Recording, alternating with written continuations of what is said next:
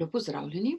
Moje ime je Danijela Brečko in prihajam iz inštituta Sofos, ker se ukvarjamo z upravljanjem znanja in razvojem talentov. Danes bi želela z vami podeliti nekaj mojih lastnih spoznanj, kot tudi spoznanj mojih kolegov o vzdrževanju osebne energije in vitalnosti. Prepričana sem, da je to prava tema za pravi čas. Ravno kar pravzaprav živimo v neki drugi realnosti, ki jo hkrati tudi soustvarjamo in ker bomo potrebovali obilico sveže energije za to, da bomo vse te izzive, ki so pred nami, tudi zmogli. Ja, tema v bistvu današnjega dne bo pravzaprav samo ena. Govorili bomo o enem viru energije, enem viru osebne vitalnosti, ki je vsekakor začetek vseh drugih virov, kjer črpamo energijo za to, da smo ves čas lahko vitalni. Tukaj bi predvsem najprej opozorila na to, da v bistvu energijo ne črpamo samo iz naše neke fizične kondicije, kar večina ljudi še vedno misli, ampak veliko več je v bistvu v naši osebni energiji skritega. In predstavila bom najprej svoj model, kako jaz razmišljam o tem, kako ljudje ostanemo vitalni. Predvsem je treba vedeti, da v bistvu res je, imamo vso energijo v sebi, toda vendarle moramo za to tudi nekaj narediti. In našo osebno energijo črpamo iz 4 različnih, toda močno povezanih virov energije. Najprej v bistvu bi izpostavila telesno energijo, v drugem delu videa, ki bo potekal v več nadaljevanjih, bom predstavila umsko energijo, potem čustveno energijo in pa še psihično energijo. Zdaj, za ta video pa je potrebno v bistvu razumeti, da vir energije imamo na vseh teh 4 področjih. Se pravi, v bistvu skrbeti moramo za svoje telo, toda to ni dovolj. Skrbeti moramo tudi za svoj se pravi, v bistvu tudi telovadba možganov je potrebna. Potem moramo vzdrževati tudi čustveno energijo in prav tako tudi psihično energijo, ki pa jo razumem kot tudi lahko spiritualno ali duhovno energijo. Pravzaprav je eno in isto. Namreč v bistvu psihologija, sama beseda psiho, izvira iz besede duša, tako da gre za torej duševno, duhovno, psihično ali pa celo nekateri imenuje spiritualno energijo. V prvem delu videa bi z vami rada podelila nekaj spoznanj o telesni energiji. Zakaj v bistvu postavljam telesno energijo na prvo mesto? Predvsem zato, ker v bistvu si lahko naše telo predstavljamo kot neke vrste ladjo, s katero plujemo po življenju. To je naše osnovno sredstvo, bomo rekla, a ne. In v bistvu, če je ta ladja, recimo da, v bistvu polna lukenj, bomo precej težko prepluli v bistvu pot med Scilo in Karibdo. In je velika verjetnost, da se bo nam na tej poti tudi kaj zgodilo, kaj neprijetnega, kaj neudobnega. Če pa je naša ladja v dobrem stanju, pa pomeni, da imamo veliko večjo verjetnost, da bomo prepluli vse viharje, ki nam jih življenje postavlja pred nas. Zatorej, telesna energija je osnova pravzaprav vseh ostalih energij, ki sem jih predhodno omenila. Zato je potrebno skrbeti tudi za svoje telo oziroma najprej za svoje telo. Ja, telesno energijo imenujem tudi v bistvu netenje ognja. Mi moramo najti v bistvu v telesu dovolj moči za to, da potem začnemo razvijati in gojiti tudi v bistvu vse druge vrste energije. Zakaj pravzaprav gre? Telesna energija je pravzaprav osnovno pogonsko gorivo. Vse, kar naredimo v življenju, pravzaprav črpamo neko energijo tudi iz telesa. In fino se je zavedati, da v bistvu starejši, kot smo, v bistvu telo je podvrženo biološkemu staranju.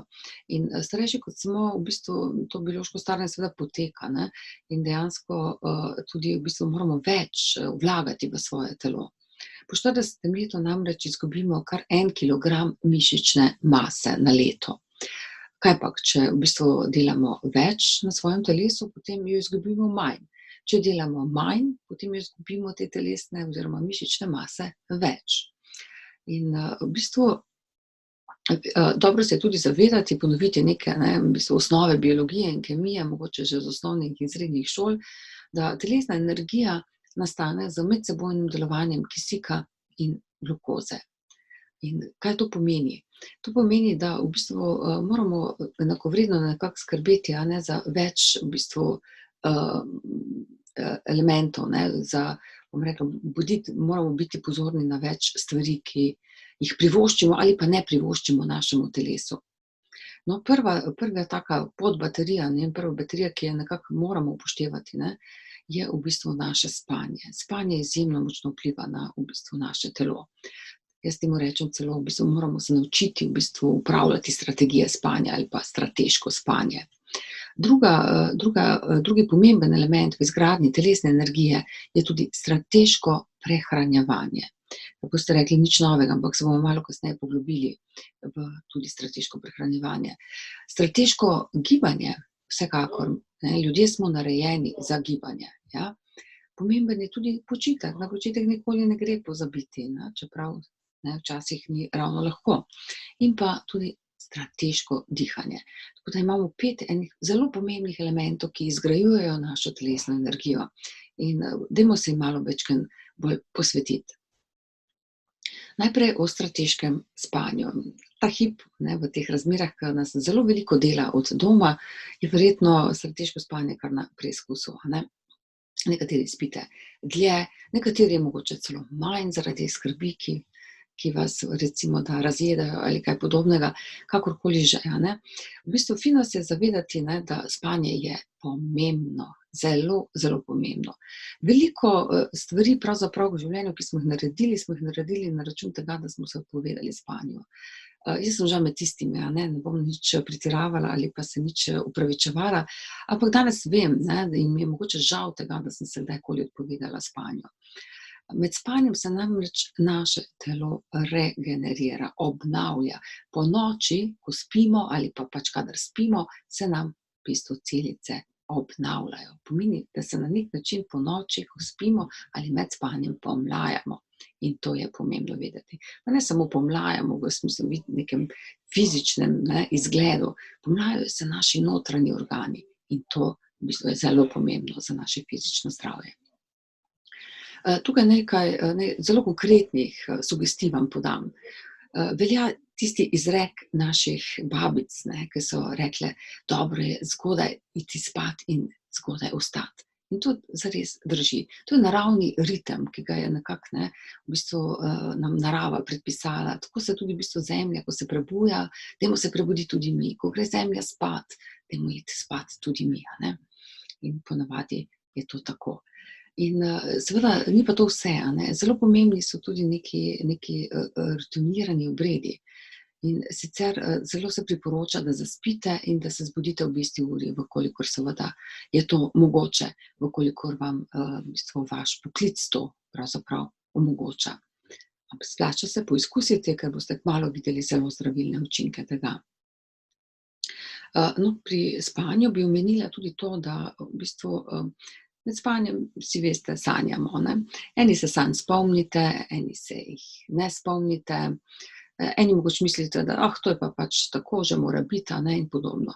Tudi pomen sanjanja še do danes ni povsem odkrit. Vsi se zavedamo, da očitno neki pomen ima, ne vemo pa še kakšen.